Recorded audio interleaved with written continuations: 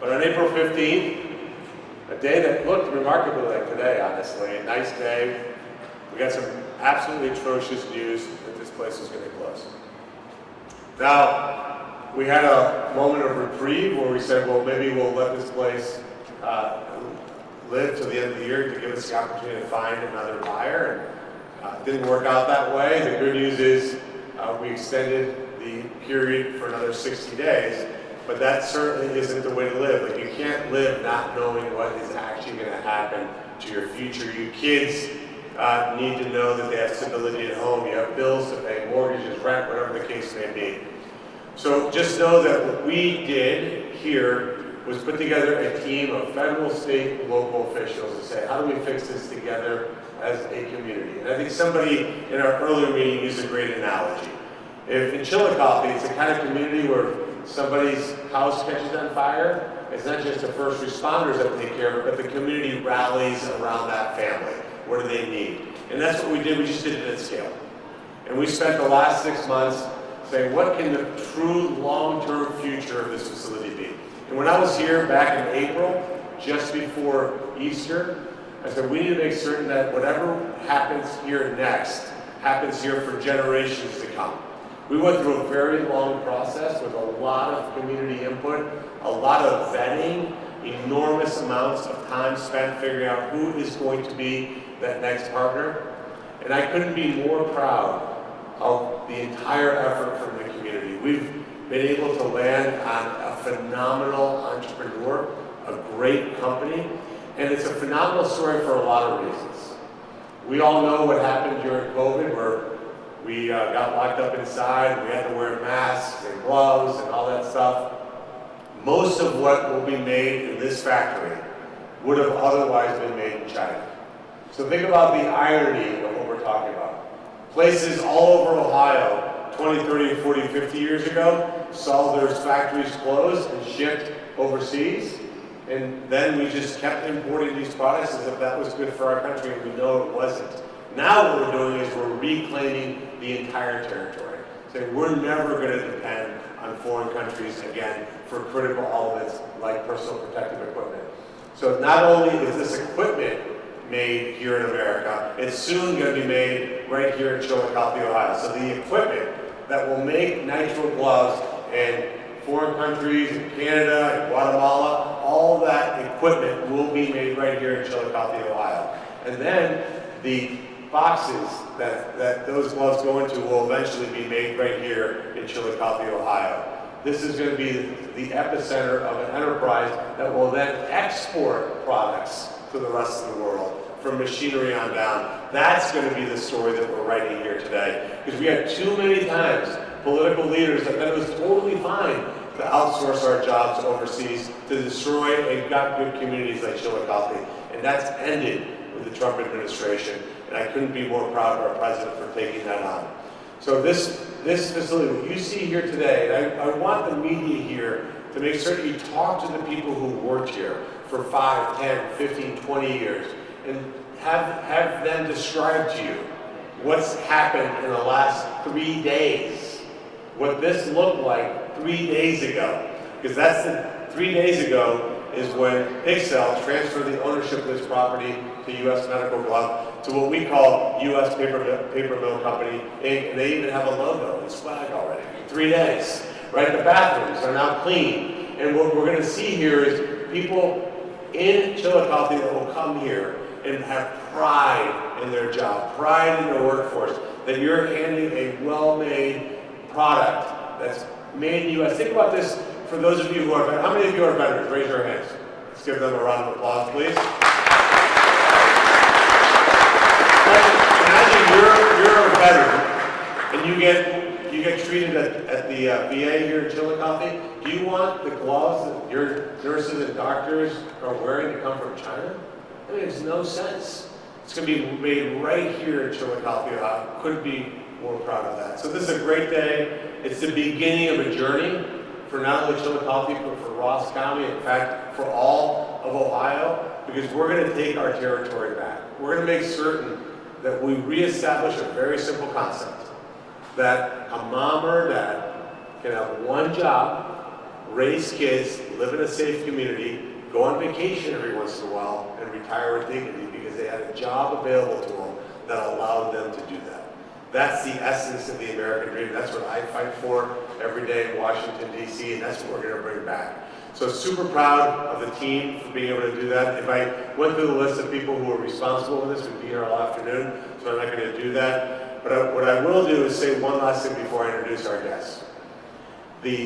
Want to give some positive shout outs here at the end of this process to Brian Schwartz, specifically at HIG Capital. Obviously, as you've followed this journey, let's just say we weren't always friends during the last 6 months, for good reason, but we did land to this place, and HIG has committed to provide and has already deposited $5.5 million into an account that will go to benefit the people who are most affected by the closure of this facility.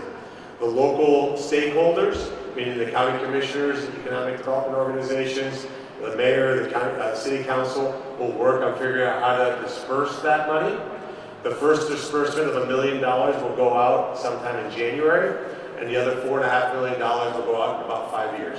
That money will sit in the meantime in an Ohio bank, earning interest, but just know that we're going to be giving $5.5 million to help those who are most affected. We're going to figure out the best way to make that happen.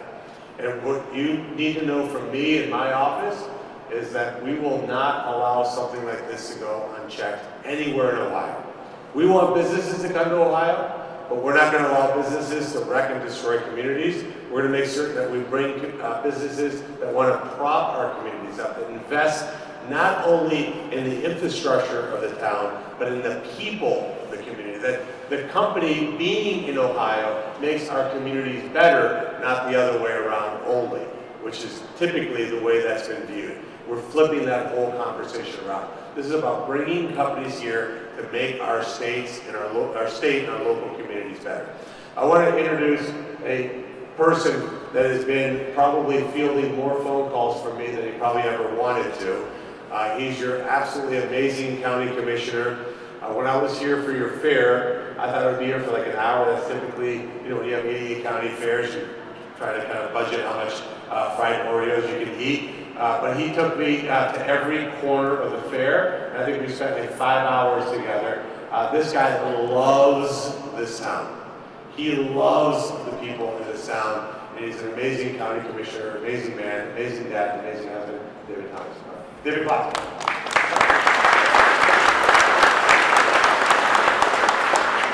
Thank you, Senator. I wasn't expecting the very kind words there. Look, I prepared some notes today. I like how Senator Moreno spoke extemporaneously there, and I can do that too sometimes, but in front of all of you, this is an important moment, and I want to make sure I get some of this right, and that's why he's a senator and I'm a county commissioner. First, I want to say how honored I am to stand here on behalf of our entire team, our local folks who have been involved in this, and of course my colleagues, Commissioner Jim Lowe and Commissioner Jack Everson. This is a critical and welcome investment in our community. This investment provides stability to our community and a brighter future than what we thought might have been with this site.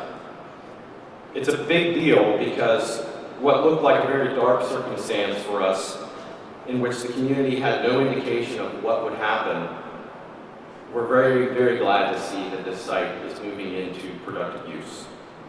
I want to express to the U.S. Medical Glove how you will find partnership here, and we want to engage with you very closely. As I'm sure they know, and all of you know in this room, this site in particular means a lot to the people of this community. Not just because of the iconic elements of it, but because of what it represents, the history that has gone in here. As the son of a papermaker myself, and in the role as an elected official, I can tell you that our story here is not over, and this is the beginning of our community's growth. I look at today as a next chapter, and I believe that chapter, and I'm hopeful that chapter is one that's going to be bright. I think it's also, to touch on what Senator Moreno said, what this means in the grander scheme, not just for the local impact, but from the standpoint of the opportunities that we have as a community in capturing onshoring manufacturing opportunities. I think every day we become more and more ready to gain more opportunities.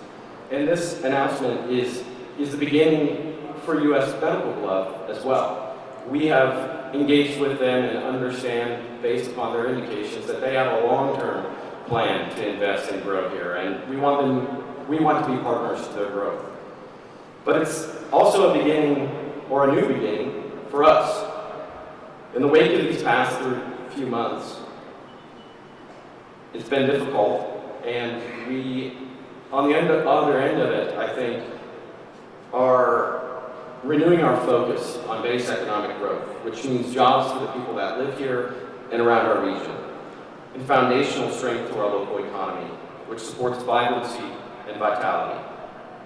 Our local leadership is working collaboratively not only to welcome U.S. Medical Glove Company, but to begin charting a path forward that leads to a more confident future. Growth must become a mantra that all of us begin to adopt more frequently. Just as in our past, manufacturing is important to our local economy. I can tell you that because every opportunity I've had in my life, in part, has come from manufacturing jobs. I was talking with Robin earlier. She's a daughter of someone who worked in manufacturing, and I'm the son of someone who spent 20 years at this facility and who fed and raised a family on that job. There's been a lot of difficulty, and I'm not going to dwell on that, but I think it's important to acknowledge and recognize all those who have been a part of that story. And the first people, I think, who deserve some recognition are the ones who were directly impacted by the closure of this paper mill back in April. People who dedicated their lives 40 hours plus, probably more than 40 hours, a week, doing shift work, hard, dirty work. My inspiration to our commitment to economic growth is with those people in mind. I'm very hopeful that many of the people who have worked here will have opportunity to work here once again, and I understand and have been told that some of them are already being called back. And you can see the work that's been done here just in the past several days. We want to support growth. We want to welcome employers that invest in our community, the future of their operations, and the people who work for them. U.S. Medical Glove expressed very early on and throughout their desire to be a partner with us in our community's growth. And today's announcement of their investment, I think, is an example of that.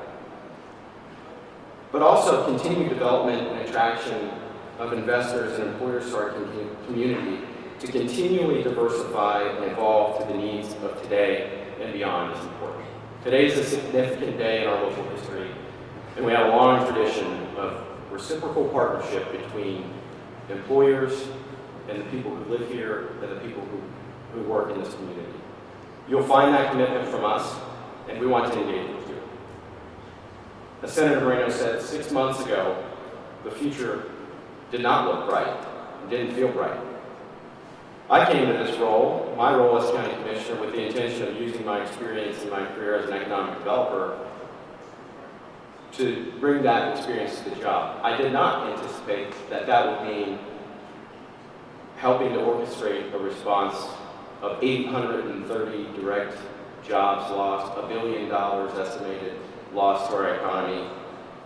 No one ever wished to see the end of the paper mill operation here in Chillicothe.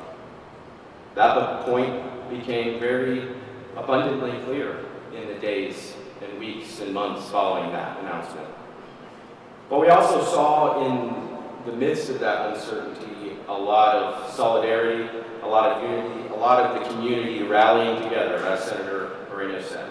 Local businesses rallied together and offered discounts and support for those who were being displaced. The Chillicothe Paints, I attended the Paper Mill Workers Appreciation Night, where they played as the Mill City Stacks. Thousands of co-signers in our community joined a letter that the local stakeholder leadership had drafted, saying we want a voice, we want a seat at the table for what happens in our community. We don't want to be left stranded with a site that is unusable in the future. Those countless examples reflect our commitment to employers here, and U.S. Medical Glove is a part of that. They're going to be a part of that. So, thank you. I will give them very serious recognition in the fact that they were the first and among the only potential buyers of the paper mill who reached out to the local community very early. They engaged with us months ago. They expressed their intentions, and I will not forget that Saturday morning meeting when I met many of you. I have to say thank you to Senator Moreno, who has been pivotal in the response from day one and has played the most crucial role in this outcome. He saw the opportunity here. He knows how good the people in our community are and the value of this site. Most importantly, he sought collaboration, not just with us, but intense engagement with the previous owners of this site, and brought U.S. Medical Glove into the discussion very early on. He also announced in April that he would have staff located here in Chillicothe, and as State Director Alex Sharfetter has been at the center of a multifaceted response and has been a part of every meeting that we've held and probably every meeting that the senators held. I want to thank all my colleagues and stakeholders across our multiple jurisdictions as we worked through these past months. Congressman Taylor is here, Senator Husted, Governor DeWine of Ohio, and Ohio SE. Your partnership and continued commitment to support growth for Ross County in this region is critical and invaluable, and I say thank you for your contribution and thank you for your commitment to continued support. Thank you to our Pixelle response team, made up of representatives from City, County, Economic Development, Tammy's here, Job and Family Services, Chamber of Commerce, Mike is here, the Montrose Group LLC, American Structure Point. As I've said before, this is only the beginning. Ross County is deploying resources and renewing serious commitment to growth and vitality. The time is now, not only just to welcome U.S. Medical Glove Company and support them aggressively in partnership with open arms, but also to ignite ourselves with a commitment to the future of our community. That is only possible when we invest in growth, and especially when we work together. This has been an example of excellent partnership, not only across government jurisdictions and agencies, but with private stakeholders and the community itself. I'll close with this, and you can make of it what you wish. I sat in an economic development meeting earlier this week, and I heard some very wise words, maybe. I think they're wise, but I know they were honest. No one knows what's going to happen. That doesn't really sound profound or anything, does it? But we didn't know the paper mill was going to close when that announcement came. We didn't know what would happen to this site until, realistically, most of us a few days ago, or some of us a week or two. We don't know what tomorrow brings. But I do know this. The ones who work the hardest, who put in the work, and chase the objective, who work together to solve problems, they're the ones that win the most. This announcement is a win. It's a win for our community. I believe it's a win for U.S. Medical Glove Company. We need to keep working together and focus on our objective, and the wins will keep on coming. This is a new chapter in our community's history, and I'm honored to celebrate it with all of you. Thank you. Thank you, David. Good job. One of the other pieces of the equation over the last 6 months is how do we help the workers immediately that got affected? And you have an amazing member of the House of Representatives representing you here. He got teams mobilized, and the Department of Labor authorized a $2 million grant that normally would take years to get done, and he got that done in weeks. He's my absolute favorite congressman of Ohio. Make sure the camera's got all that. Introduce Congressman Dave Taylor.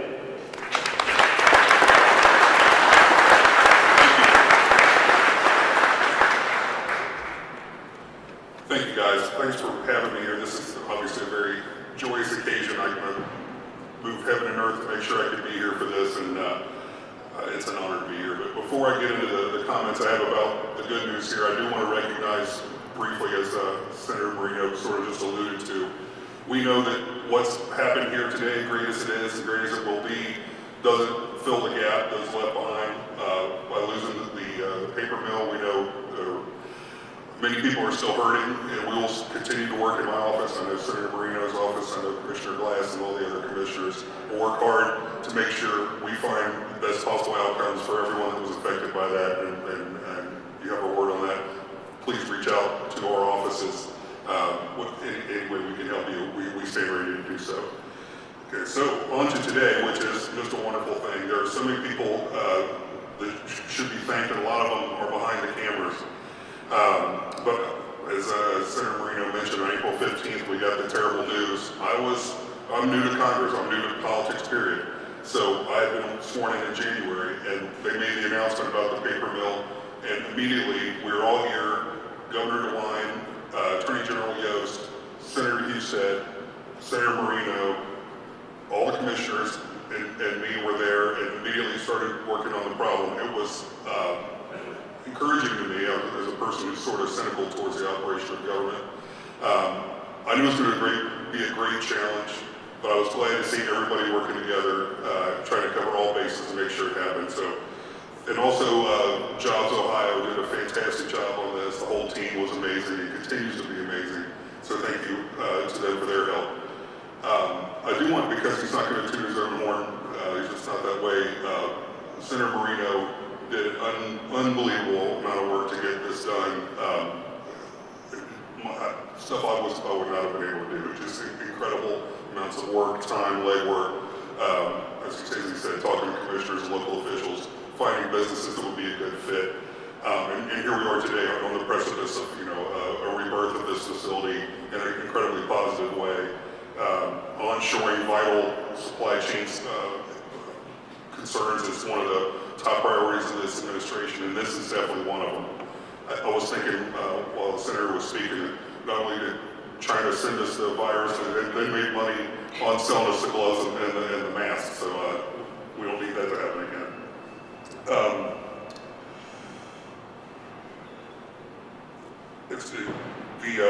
We just passed the working families tax cuts in Washington, D.C., and Senator Marino was instrumental in that as well. And that bill encourages investment in things like this. That kind of legislation makes things like this possible. You're going to see more of this. It's going to be easier for John to grow this amazing business. And this is what's possible when a great American company like John's locates itself among some of the greatest workers in America who are ready to work, know how to work. And the future here is unbelievably bright. And also, I think he might have mentioned this as well. He covered all the high points, but Congressman Kerry of Ohio led a letter to encourage requiring the VA to buy all of their personal protective equipment, like what's made here, from American-made sources. So that will be huge for this facility as well. The potential for growth, in that account alone would be incredible. And testimony to the kind of company, if you had told me April 15th or shortly thereafter when we learned about all the challenges of the paper mill and of the property itself, if you had told me that the same week the next business closes on this property, they'll be making product in this building, I would have said, you're nuts. But here we are. It took them less than 3 days to have machinery up and running, and that's testimony to people in this room. And John, I'm incredibly impressed. But long story short, already too long, I know. I appreciate you guys. I'm looking forward to what happens here. And again, please reach out any way we can help you. We want to do that. We want to bring Chillicothe back to its former glory. So take care. Thanks for having me. Thank you. And I know, and inevitably we're going to take some questions from the media. The question will be like, what's the inside story of all this happened? So I'll tell you now, and I'll introduce our next speaker. So I met Ambassador Bernstein because she's very close friends with President Trump. And so during my campaign, got to know a lot of President Trump's inner circle. Her and her husband Richard have known the president for well over 2 decades. And so when she got involved with the U.S. Medical Glove, the conversation was about, hey, we got to stop having government agencies buying personal protective equipment from China because that's just insane, right? Like, why would we ever be relying on an obvious strategic enemy for things like that? And so she came to see me in Washington, D.C., and I said, well, why don't we, I'm new, so you know when you get a new toy, you try to use it all the time? So I'm a new senator, so we have a really cool dining room in the Capitol. So any opportunity, oh, let's have breakfast there, it's really cool, right? So Robin said, sure, we'll have breakfast. And, it still, by the way, gives me chills when I drive down Constitution and see the Capitol at 7 o'clock in the morning as the sun is rising. And by the way, when that feeling wears off is when I know I'm done. So I'm there. This amazing place. I mean, think about who had breakfast in that place. John F. Kennedy, right? I mean, it's unbelievable. Anyway, make a long story short, they start talking about this, and I'm done after like 30 seconds. I'm like, look, it's a stupid, of course we should buy this stuff from American companies, and I'm thinking to myself, what are we going to talk about for the next 45 minutes, right? Because there's no convincing me. And then they were talking about how they need places to make these things. And I turned to Robin and John, and I go, what do you know about Chillicothe, Ohio? And she goes, well, tell me about Chillicothe, Ohio. I told the story about the meet and what just happened. I had just been here just after that meeting in late April. And we started talking about it, and they're wondering what else we're going to talk about because that's all I discuss. And as I said to Robin and to John, that was the most expensive breakfast they've ever had.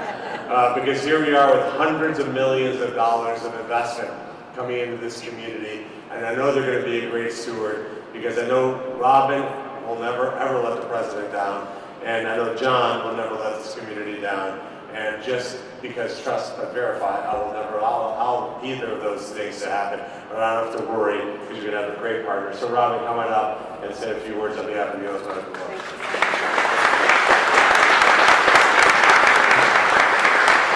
Good afternoon. You're right, it was probably the most expensive breakfast I've ever had. But on behalf of Paper Mill Company, I am so honored to be a partner in this endeavor. I am so happy to be in Ohio. OH! OH! Bravo, we're here to stay. We are here to be partners with you. I myself come from a small town in New Jersey. I understand the ramifications of what happens when a leading industry leaves a community. And when you can't educate your children, I know mothers are over their checkbooks figuring, how are we going to pay the rent? How are we going to pay the mortgage? How are we going to pay that car payment? How am I going to get my child to soccer practice or school? And when you can't educate your children and give that child a hope for the future, what is going to happen to that child? It's going to be drugs, it's going to be crime, and it's going to be people with no hope for the future. So I am here to tell you, as a small town girl who ended up going overseas, and by the way, we had no PPEs overseas during COVID. I had the honor and pleasure of serving during COVID, but we had no gloves, we had no masks, and what did we have to do? We had to take material for party gowns and make gloves and masks and medical gloves. So I'm so happy to be here. This is American exceptionalism at its best. John Todoroki is an absolute industrial genius. We both served our country. We are proud to be here. We are so happy to be working with the community. I have never seen such a united community effort. Your city council, your county commission, your congressmen, your senators, all working together. They're not asking, are you Democrat, are you Republican? No, they work together to help. And that's what we're here to do, to be a partner in the community. I want to thank President Trump for bringing his industrial strategy, reindustrializing the United States, bringing back industrialization to this country so we don't have to buy our products from people that are not our friends. So I'll be brief. Thank you very much. We're proud to be here. Go Ohio.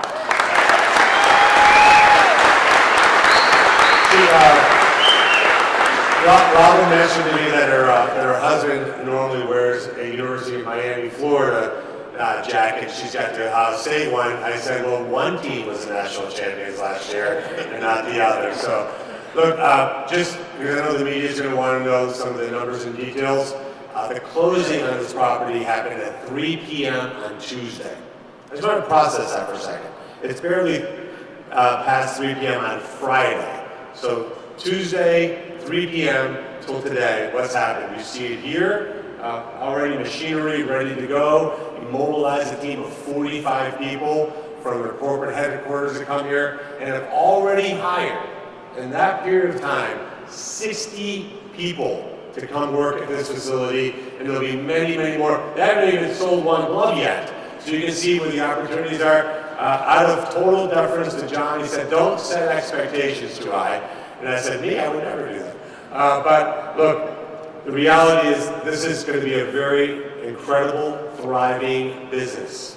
For me, it will be a total and complete success when we exceed the employment level of what was here in the past, when we see the investment level that we would never have imagined. And I also want everybody to understand that John and U.S. Medical Glove did this without 1 cent of taxpayer dollar offered to them. No money was provided from any entity other than their own private funds to make this happen. And I think that deserves a huge round of applause.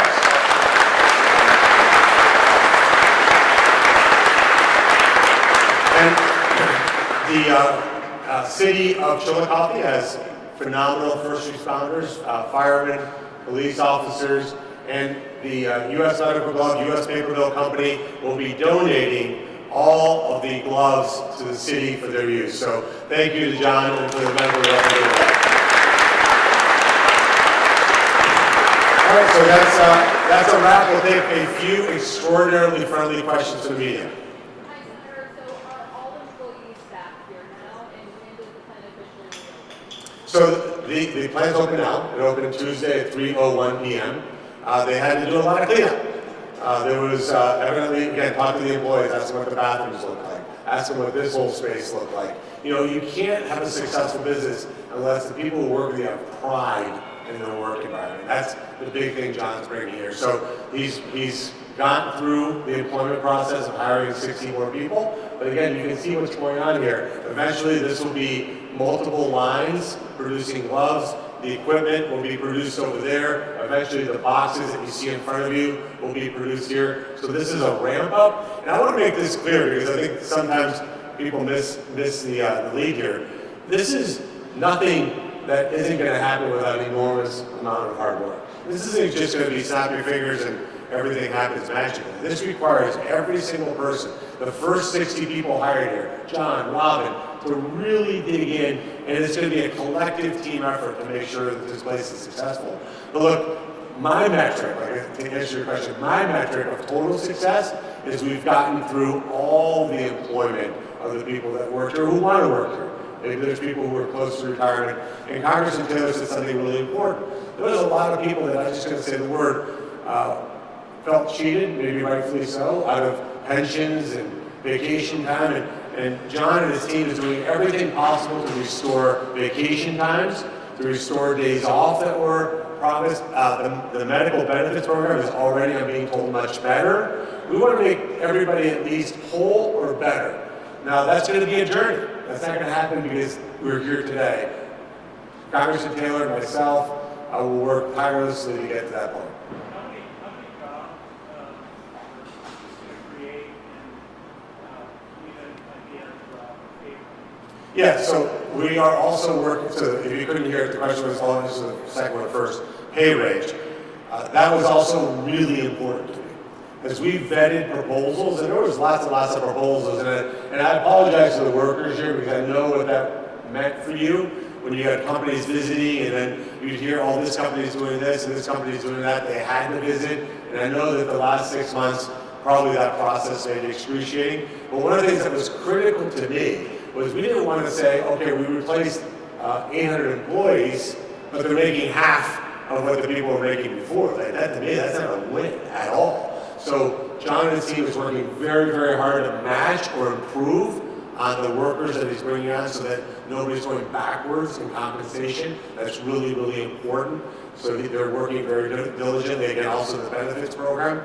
In terms of the number of employees, look, that's going to be dependent to a large extent on what we're able to do at the federal level to make certain that we aren't buying Chinese-made gloves for the VA, for TSA, for HHS. So we have to do, by the way, follow the law, by the way. The law says we're supposed to be doing that. Biden unfortunately gave enormous amounts of exemptions to these agencies, and these agencies got hooked on these exemptions. So for me, it's about making sure that we have a critical demand. But look, you can see 1,000 people working here if this place does what I think the potential is. Now, look, that's me saying. I'm not speaking for anybody from the company. I think the potential is there. When you think about this kind of equipment, which by the way is their design, they currently make it in Illinois. We're going to make this equipment here. The boxes, they've never done that before. They've never made their own boxes. The boxes come from Mexico.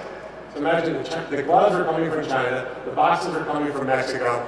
All that will be right here, a vertically integrated supply chain with stapled right here in Ohio. The chemicals, by the way, are going to be coming from Cincinnati. That starts in a couple of weeks. So this is a great deal from Ohio. I think we can make that all work. Senator, paper is so deeply rooted in this community's identity. What would you say to the people who are a little worried about losing that, but they're still excited for this future? Well, look, boxes are going to be made here at some point. Look, we worked really hard to see what's out there. We had the 3 largest paper companies on earth fly to Philadelphia, Ohio, to look at this place. And I don't like to say this because I don't like to look in a rearview mirror, but the people who work here know what I'm talking about. It's like a car. If you let a car go too long without taking proper care of it, it becomes unsalvageable. Sad. It should never have come to that. There should have been an intervention 5, 6, 7, 8 years ago and taken profits and said, let's reinvest and keep this place going. But that didn't happen, so here we are. But we will still, you see the name of the company, U.S. Paper Mill Company, LLC. We will be making boxes in this facility, crates in this facility. But they've, again, never done it, so we got to get that started up. But just know that there is a mission piece here, which is these gloves are taking business away from China, and you're going to be helping American citizens with gloves made with great pride here in Ohio. Do we know if these? Sure. If I could follow up with that, because it was a question about the identity of our community. Yes, paper has been tied to the identity of Ross County, Chillicothe for 200 years. But it's not, I don't think if you ask the people who work here, it's because they love paper.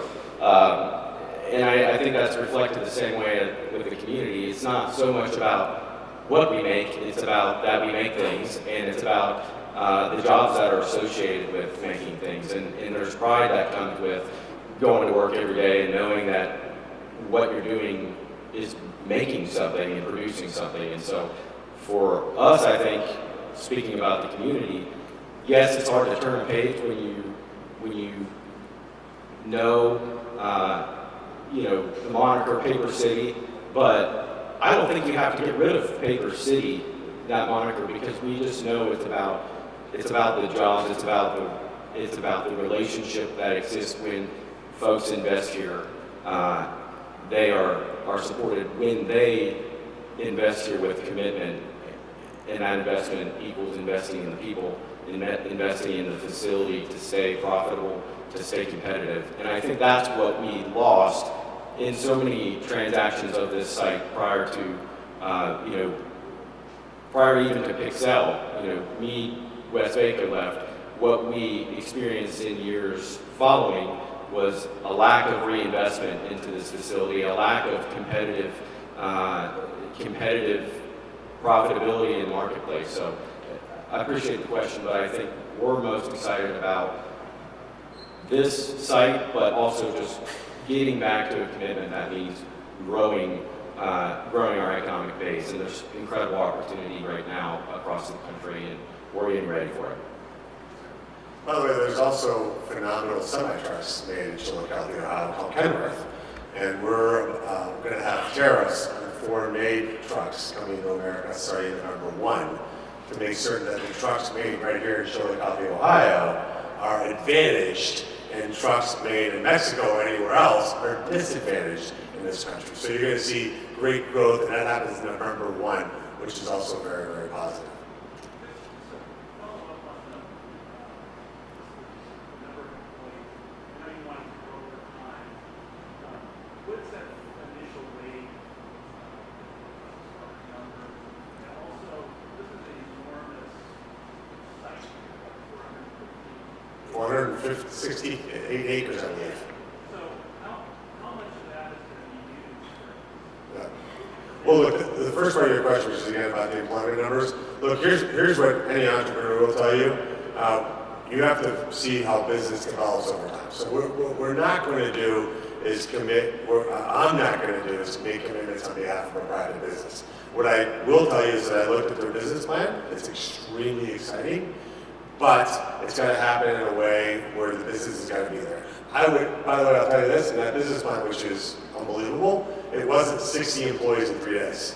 It was a lot less, right? So because again, you have to ramp up. They're moving as fast as I've ever seen any business move. So they will set, channeling my inner John, he's going to set low expectations, he's going to shatter them. I'm very confident of that. In terms of what happens to the entire site, I think that's a very good question, and we had that meeting with our county commissioners, the city council, the mayor, the economic development organizations. Part of the blessing that came with all these proposals over the last 6 months is there's a lot of interest in doing something here. And what we can now do is, because we have an owner committed to making sure this community succeeds, is figure out, well, you may only have needed a small amount of space to do what you needed to do there. Housing is an issue in this area, so maybe there's an opportunity there. We've got to look at all the site and really examine it. But again, I think we all have to remember, give the guy, we have to believe me, as a business guy myself, you got to step back 2 paces and go, this is all happened since 3 p.m. on Tuesday, right? So I get the urgency, and believe me, I want to get going too, but I think over the next year, 2 or 3 or 4, this is going to be a rebirth. And I think I'll do, because we've kept you guys here a long time already, you guys get back to work. I'm going to say this, if there's one headline that is the story of Chillicothe, the story of what happened over the last 6 months, it's a uniquely American story. You can knock America down. You can knock an American down, but we will always get back up. We will always fight, and we will always win. And that's what's made this country, and this state, and this community, the envy of the rest of the world. Because we have just begun to get back up. And the future of this community, the future of this state, has never been brighter than what I see it today. Thank you to the hard-working men and women who went through 6 months of hell. 6 months of hell, not knowing what your future looked like. I saw it in your faces on April 15th, and I know it's still hard for you to process what happened over the last 6 months, but this isn't mission accomplished banner behind me. I'm not now saying, okay, I'm done. I'm going to check Chillicothe off my list. Alex has moved to this community. He is going to be here every Monday at these meetings to make certain that the future that we all want for this town is the future that we get. So this is the beginning of the process, not the end of the process. Thank you for coming. Thank you for the hard work. Thank you, Robin. Thank you, John. Thank you, Dave.